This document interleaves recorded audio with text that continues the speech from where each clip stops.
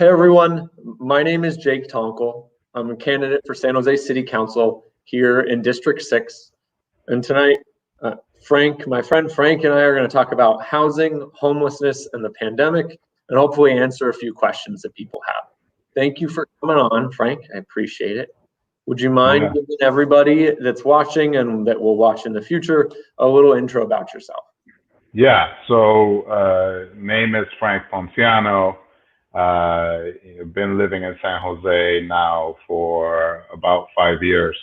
And it's a short amount of time, but one thing about me is that I try to pack as much stuff in my time as I can.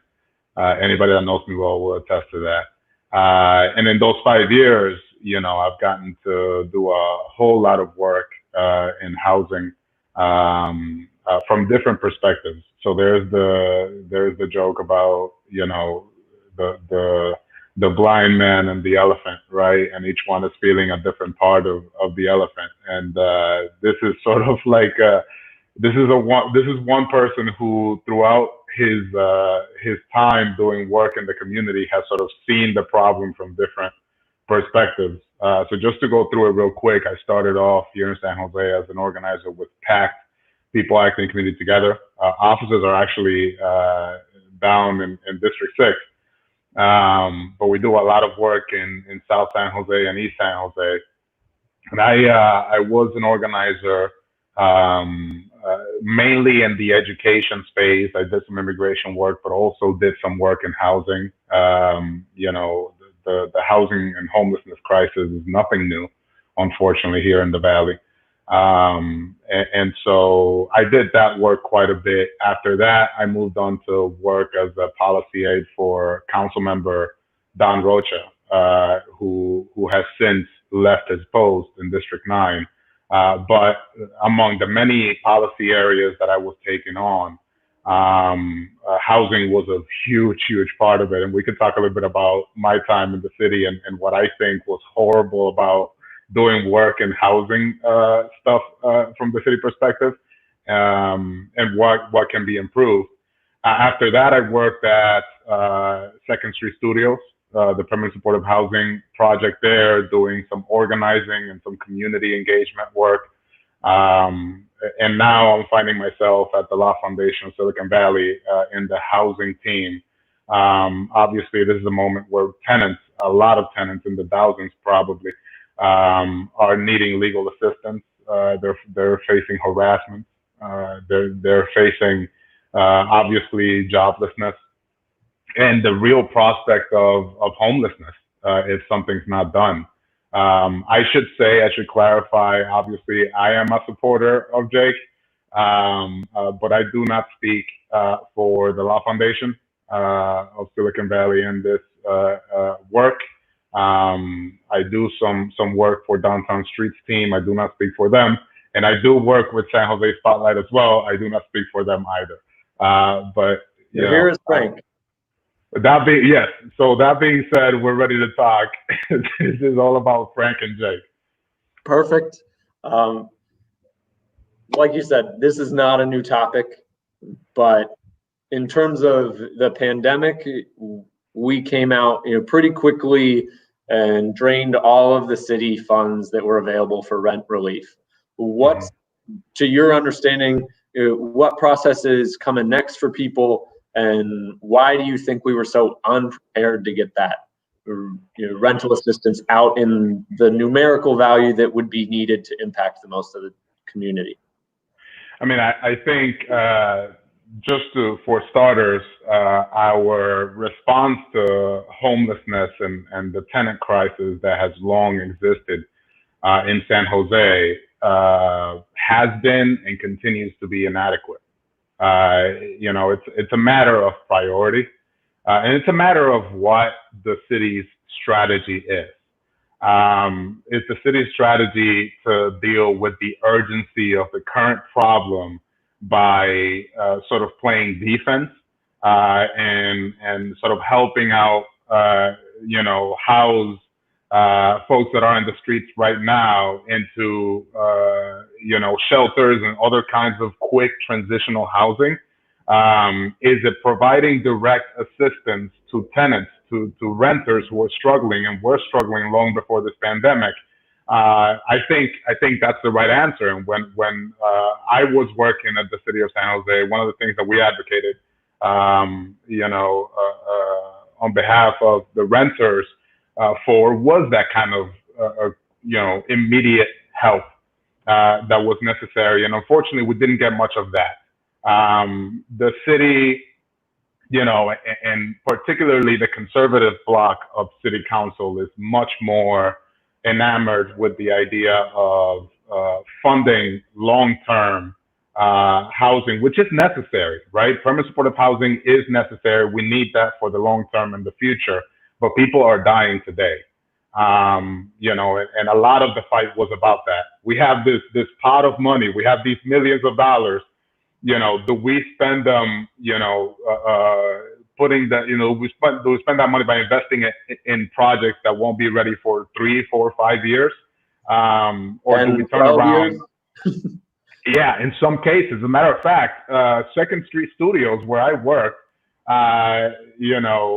actually the project was first proposed in 2008. And the housing crisis got in, the 2008 financial crisis got in the way of that. And they couldn't recover in terms of putting together financing until way after. And once that happened, the construction was a nightmare because the project itself was the first modular housing project in San Jose. And we had nobody that was experienced in putting that together. And so that took a long, long time. I do think they're speeding up now. But again, the problem is intensifying in terms of, we need to play defense. There are a lot of people that are struggling. Yeah. And I know city transitioned over a little bit of money to allowing people that were struggling with rent because we realized it was more cost effective for us just pay someone's portion of the rent when they couldn't make ends meet than it was for us to go through the process of having them end up unhoused and then working them back through a transition structure. So a point about defense is extremely important. The new report that came out just this week, about 47,000 families in San Jose at risk of losing their current shelter, their home, wherever they're staying, and potentially ending up on our streets or having to move away. That was way too many people for us to deal with. I mean, current numbers, cities at like almost 7,000 people, even if 10% end up being unhoused from that, we're going to see 150% increase in the number of folks we have on the street, et cetera. So it's a big piece of it. I read that report as well. And, the unfortunate thing, obviously, is like you said, we already have a bunch of folks that on a normal, regular time would be on the edge as well. And it's way too many of them. But, I have the report in front of me right now. So it says it's 43,500 renters, households in the county that are at risk of facing eviction. And that is 16 times the amount we would see in a normal, quote unquote, normal year here in Silicon Valley. And I think, I think that this time has been so ugly, but at the same time, it's laid bare how inadequate our systems are, and how improper the amount of help that we've allocated for the people that need the most help, and it's everywhere, right? It's in terms of the wages that people are making. It's in terms of the cost of living and the rents that were going up without any sort of control for so long. That now it's sort of like the what's the saying? The chicken's coming home to roost. I don't know what the saying is exactly. But it's all of these things that we continuously ignored. And when I say we, I mean the conservative majority of the council, right, and many other folks in power that continuously ignored, and not just ignored, blocked, like actively blocked, initiatives to establish stronger renter protections. I mean, we're still fighting for commercial linkage fee. And Right. we've been fighting for that, for the better part of a decade now. And it's been ignored for so long. Now we're finding ourselves in a moment where, the funding is just not there. You put out some rental assistance and it goes literally in hours. I've talked to folks. Part of my job at the Law Foundation is talking to people day in and day out who are struggling and maybe facing any kind of legal question, legal concern. I've talked to people that have told me, I called the nonprofit that is providing this rental assistance help 300 times in one day. There is somebody who tried calling this phone number 300 times. Yeah. Right. And guess what? We just don't have anything to do. All I could say to that person is, call again. Right. I mean, it's really, really inadequate, really sad what's going on. And I think it lays bare the necessity for folks like yourself to come in and be uncompromised and uncompromising in your approach, sort of fighting for the kind of radical solution that is needed at this point, because this is not going to be fixed with sort of baby steps. We're not there anymore. Yeah, I mean, and I wouldn't necessarily even say radical. We're in San Jose have taken a very trickle down economics, almost backwards approach to how we treat our most vulnerable in the community, our working class, and other cities are starting to pull away. With commercial linkage fees are not new. Across the United States in cities of similar sizes, stronger renter protections are not new. We just have kind of had a failure of political will to get those sort of things done, and thought that we could hide the fragility of a booming economy, quote unquote, post 2008, especially. I mean, we, as you mentioned, really working class people did not recover. The city of San Jose, through its budget, didn't really recover. It's like paying attention just really last year, people were kind of like, all right, we're getting into some money. We can start to build up our departments. We've got vacancies we finally want to fill. And then, of course, the way it happens, a down cycle in the economy every 10 to 12 years. This one just happened to slap us right across the face.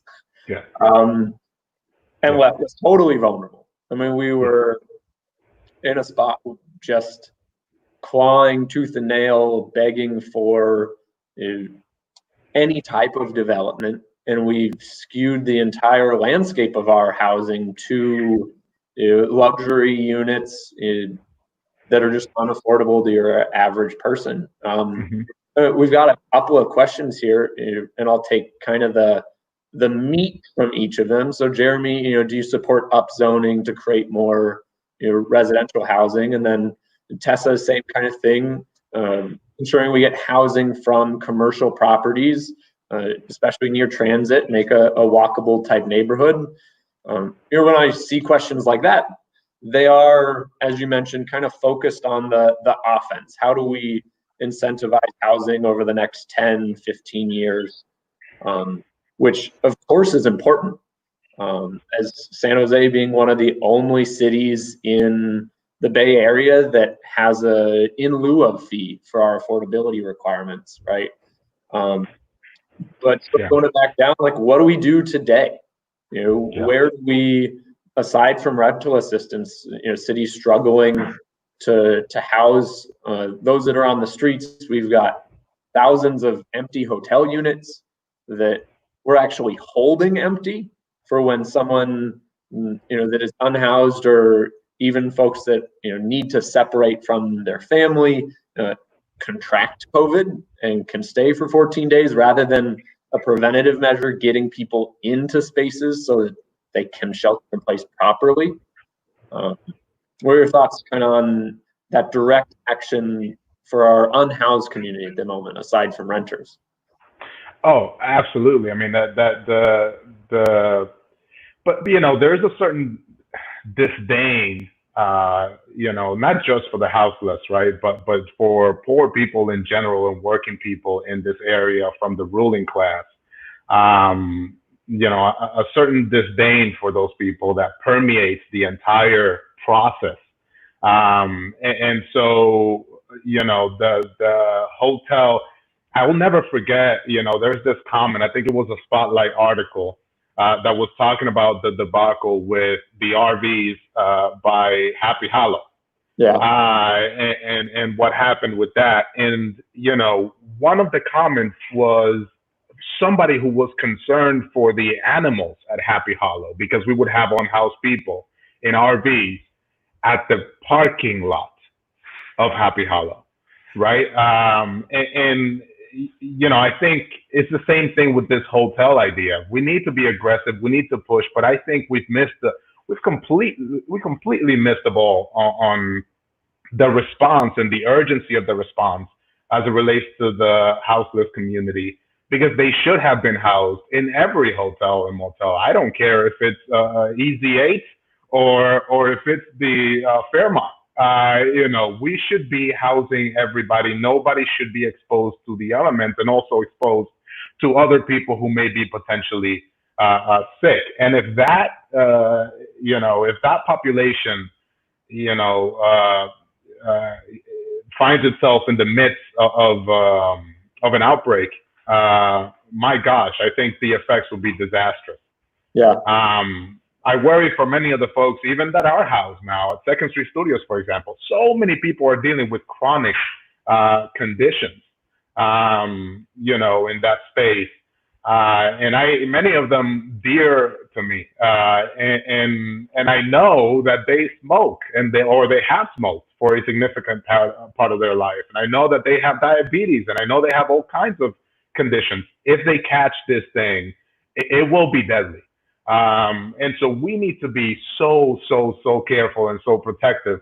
But as I said, I think it's very clear they're not a priority for many folks in the ruling class. Yeah, and that brings up a good question. I actually, we've been doing literature drop, and one of the issues that we talk about on the flyer is housing and our unhoused community and the costs associated with literally leaving people until they end up in the emergency room or end up in our criminal justice system instead of housing them. I mean, the side note there is we save like $42,000 per chronically unhoused person per year when we shelter them. Ignoring, is it a shelter that allows them to, consume substances? Can they bring their pet? Like, just get a roof over someone's head and we save that money. But I got a text from a resident that said, Jake, people have been talking about this housing first model for decades. There's a bunch of cities that are now that see the benefit to the community and the cost savings as well. And his question is similar to Hawad's here, is what are you going to do about that not in my backyard, kind of that same challenge that we come up against in a political sphere, like you said, with Happy Hollow, and other issues where people are just their first concern is about what's going to happen to property values, misunderstanding what our unhoused community goes through. Yeah. One answer to that question would be your answer, right? Which I think is from a governance perspective, what can be done. I'll let you speak to that. But what I've done, with other folks so far is a couple of things. I think first of all, the idea needs to be finding avenues whereby we could humanize the stories of these folks that are in the streets. And I would really suggest folks to go back to San Jose Spotlights in Your Backyard column, which is a monthly column. We just had our seventh entry that is written directly, it's authored, in first person by folks that are either currently unhoused or recently housed. And so they're able to tell their stories without any sort of filter, without, with minor editing only on grammar front, that kind of thing. But if you go back, you'll see sort of a diversity of different perspectives and issues that they're thinking about. I think that's the first thing. But overall, there needs to be an effort in highlighting the successes that exist right now, right? The just like you said, right? The savings that we bring about when we house somebody. The housing that is working. The success stories are many. And there needs to be an effort. I'm not just saying show up to a community meeting and say it. I'm saying dedicate a certain part of your budget as a city or as a county. You drive around, you see ads on a VTA bus that say, throw the garbage in a garbage can. Well, why don't we have some that actually highlight some of our houseless or some of the folks that have recently been housed and have had success? I think you'll start changing people's perspective that way. I would have to agree. I mean, from the standpoint of local governance, it has to be brought into the conversation. I mean, I've been to far too many community meetings around housing projects where there is no unhoused community member speaking their truth there. There is no, and we talk about this over and over again, what is affordable housing? Affordable housing can cover a range of incomes. We don't necessarily explain that at these meetings.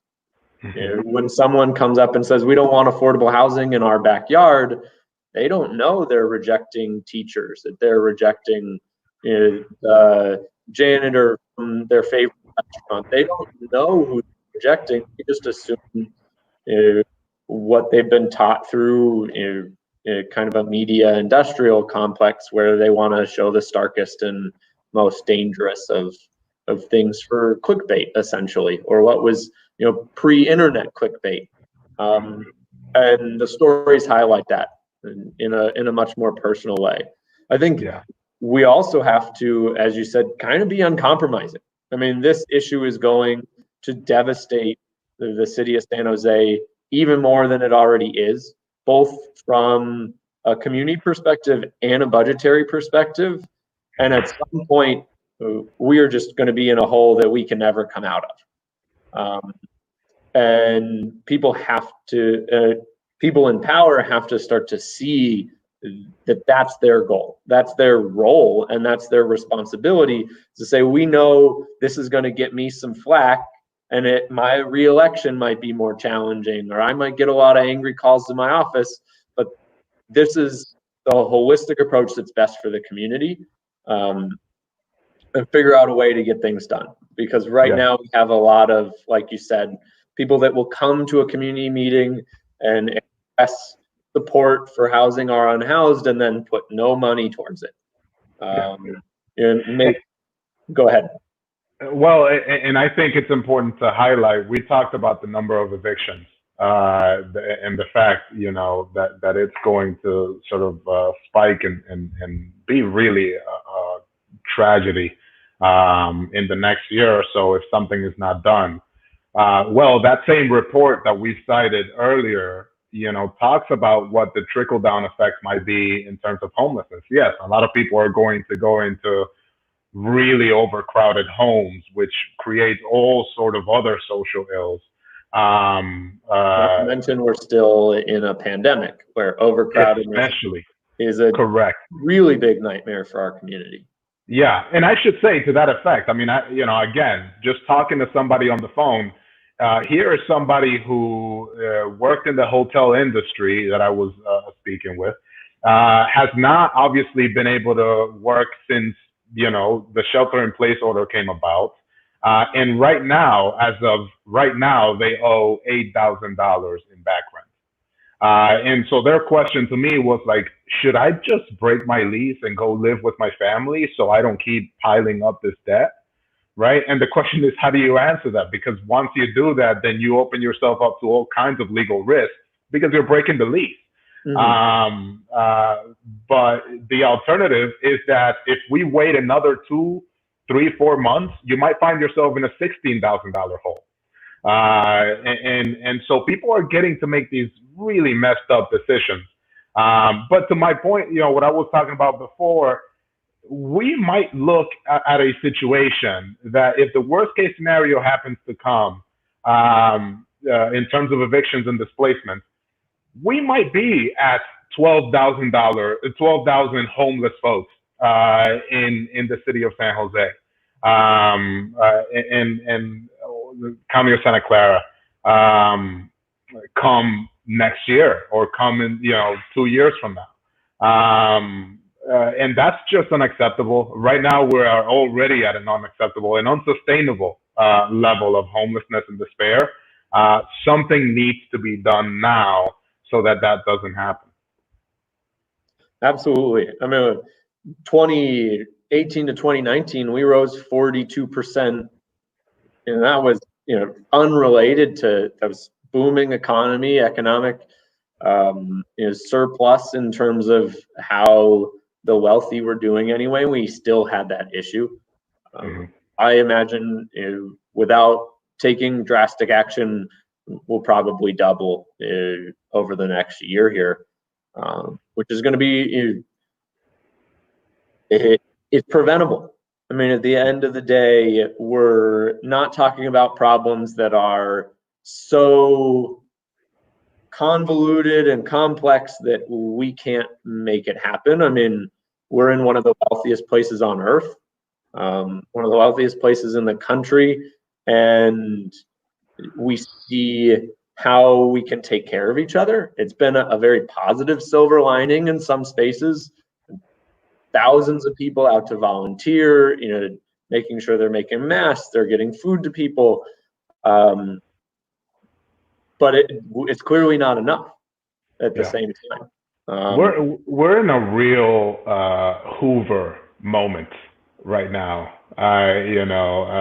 Thinking about Hoovervilles and President Hoover was famously inadequate in responding to the economic crisis of his time, right? The Great Depression. My hope is that history indeed, repeats itself, both at the local level and at the national level. I mean, at the local level, we are, if you think about it, at a real Hoover moment as well. We've been talking about tiny homes since Don Rocha was in office, right? And it was coming. It was always coming, right, in a couple of months. And I believe we just recently opened the first batch of tiny homes, and it's gonna house, a couple of dozen people. And it's like, that is not the scale of policy, work that needs to be done for us to actually get over the hump on this. But I do hope, as I said, I hold on to hope that history does repeat itself, and that both at the local level and the national level really have this Roosevelt push. And I think you're part of that answer. I appreciate that. That's the plan. I mean, we are not going to get out of this by waiting for the economy to turn itself around. And we're not going to get out of this safely by letting the economy turn itself around. I mean, we're seeing what's happening now. A lot of people are starting to think, we tried to open perhaps a bit too early. We're still having issues across the board with how we keep people safe, but this is going to have a ripple effect into the next 3-4 years. My entire time in office potentially, and I think we really need to start to take responsibility for the fact that something like this will also happen again. I mean, there will be another economic collapse. There will be, whether it's a flood or a fire or a pandemic, emergencies are going to hit the city of San Jose, and we are all better off if the community is held strong and held together. And again, I'll leave it on that note. That's what I think a lot of folks are learning through COVID, that their health is directly related to the health of everyone in their community. Yeah. That we had essential workers before COVID-19, and we were not taking care of them. They didn't have an affordable place in our city. And now we're calling them essential workers. Mm-hmm. And it's time we treat them as such. You can't build a city on just real estate money and tech money alone. Yeah.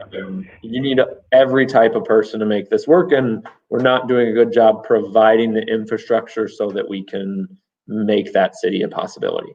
I think, Jake, and I understand you might want to wrap it up pretty soon, so I want to get in a few things through. When you make it to City Hall is a prospect I'm really excited about. But what you need to be ready is to face a whole ton of austerity. It's going to be the name of the game. We don't have money. Oh my God, I guess we can't do anything because we don't have money. When, as you just mentioned, obviously the private sector is actually, especially the tech sector. If you look at the stock charts, the market charts every day, they're doing okay. They're doing pretty okay. And we should hope that if there is any moment where they should jump in and help out, it's now. And so, again, I hope that you have the fortitude, because it won't be easy. The fortitude to face that austerity and actually, fight and organize in the community to have the backing that you need to put the pressure that is necessary for that culture to shift. May I say just a couple of things about what I think is necessary going forward? And when I say going forward, I mean the very short term. I would say three things. The first thing, obviously, I'm on this video and I support Jake, and I went this weekend to do some lid drops, and it went well. Thank you. Just had my mask on, my gloves on, and was just barely had any contact with anybody, just putting the materials in the door and going my way. So if you have the chance to do that, take the time to do that. I think is extremely important. As D6 goes, I would venture to say that the rest of the decade will go in San Jose. And so what Jake is doing is extremely important in this day. But if you're asking yourself, what can I do in terms of advocacy so that we could bring some policy solutions in the short term, I think there are two things that can be done. We need to put pressure on our current elected officials to do two things. The eviction moratoriums that exist in the city of San Jose and the county of Santa Clara are set to expire at the end of August. And we cannot let that happen. Already, the state of California's Judicial Council has, signaled that they are going to move to remove some really important protections from evictions for tenants in California in a couple of weeks into August. That's going to be catastrophic. And so, if we don't have existing moratoriums in place, we're going to feel that impact here in San Jose. And the third thing is, we have seen that elected officials are really resistant to the idea of rent forgiveness. And we have seen that our attorneys that represent the city of San Jose have sort of put a very, very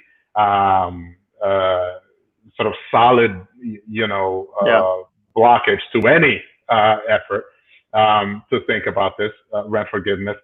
But I think there is space for us to advocate for. I know it's not great but to advocate for rent forgiveness for the most vulnerable among us. In this moment, we should be able to say, you know, if you have lost a job and your income is under this amount, and you're this number of months behind, or your rent debt is at, you know, a certain percentage of what your income was then, we should assume the debt of that household as a government, and figure something out about that debt, whether it's, you know, taking a loan, you know, a zero interest loan from the state, or hopefully the federal government, and sort of like passing that money onto the landlord.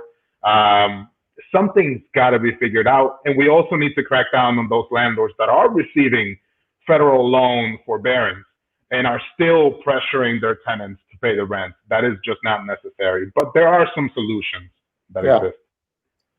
I appreciate you covering all that. I mean, there's more that we can talk about. I know it. So looking forward to having you on again. But I appreciate it, Frank. I appreciate all your help, and I'll talk to you later. Of course. Well, bye, guys. Bye, everybody.